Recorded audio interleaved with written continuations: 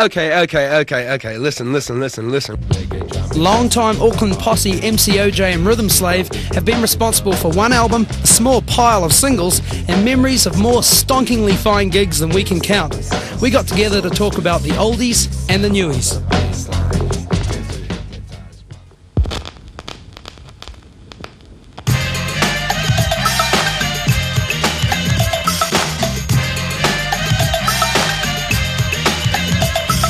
Problems of the world are great. That is something we must state. But before you go on complaining, you must find out what is paining you. Is it the hole in your shoe, or the work that your teacher gave you to do, or the dole check when it don't come through, or getting turned down when you're buying your brew, bro, or when you stub your toe? The little things that I'm sure you know about. When we first started, there was Double J and Twice the T, Upper Posse, and us really. And Double J and Twice the T, I don't know, they kind of got, I don't know, you know, they were on a different level altogether, you know what I mean? Upright Posse inspired us to rap because we thought they're local, that's a local band doing rap music, oh my god, we can do it. That means it's okay to make rap music in this country.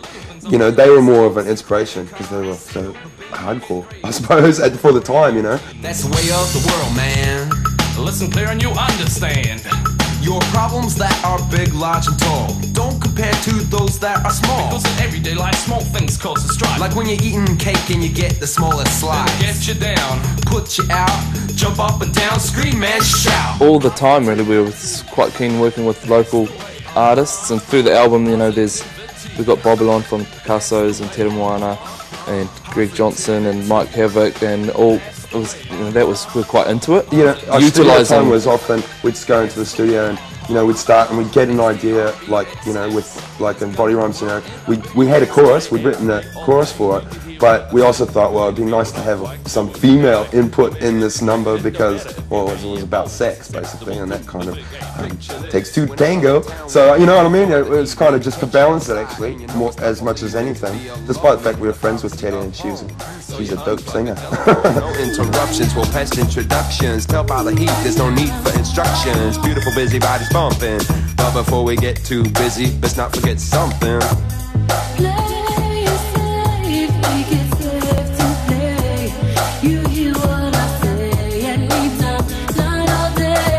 We were really young and fresh to it, but at the same time, you know, we were really open to jam with anybody we possibly could have, really. You know, with the Straw People, Mark Turney and Paul Cashley, and Rhythm and Business, Daniel Barnes and George, you know, they were the two crews that we worked with as far as production and music went with. But, you know, we pulled in just about every cat in town to come and play, if we could. Money makes the world go round, that's all they say. And if that's true, my word ain't turning today. I got no dough for the rent, I got no cash to go play. And as for tomorrow, well, it looks a bit gray. I ain't got no cash flow, and if I do, I always tend to blow it all away with nothing to show for it. And I don't. That was when the economy was bottoming out, wasn't it? Nobody seemed to have any money, or especially no one our age and stage. Especially us. Especially us. And so we went and rewrote the whole song, and then they sort of changed the beats and put a guitar, and it was going really well. And then the chorus was like, man, we need something really sort of angst and wicked, and was just Havoc. I ain't got none, I wanna get some. I ain't got none, I wanna get some. When we were working with the Straw People on that, it was more of a case of, you know, we'll write the rhymes, you do the music, and we'll meet in the middle, which was great. I like that style of collaboration, but working with Daryl and Roger for the first time, and we got Grant Fell from the Chickens on the bass, playing on Burn Time, you know, and Fred Harrison, the jazz man, playing on Joint Hip Hop. So we totally reworked Joint Hip Hop.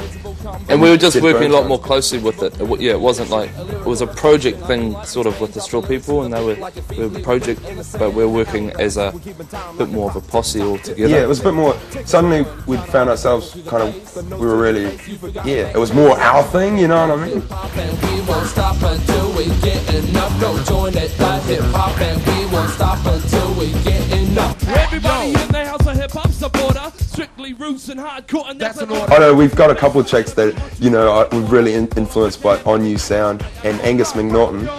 who, may I point out, is one of the backbones of New Zealand dance music for his awesome mixing skills at Incubator. You know, we're all pretty big On You kind of fans, you know what I mean?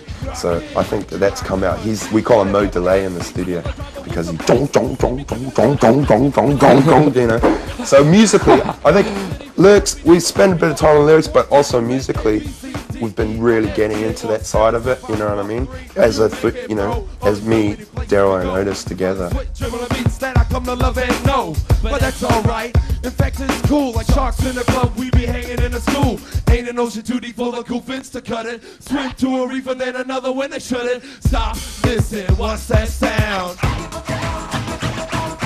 When we do the dancehall thing, it's kind of like Possessed by strange Rastafarian spirits. Yeah, yeah, we do. We kind of, I don't know, we just, I mean, obviously, if anybody's listened to our album, we indulge in the herbal verbal.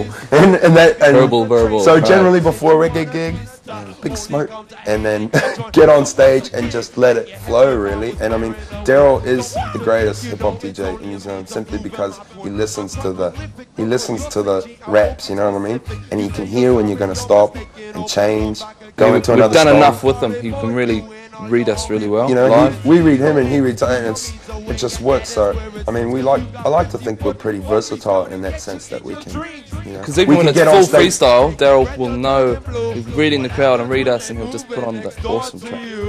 Hey, I said, now what up with the homophobics? Where did they come from and where have they been?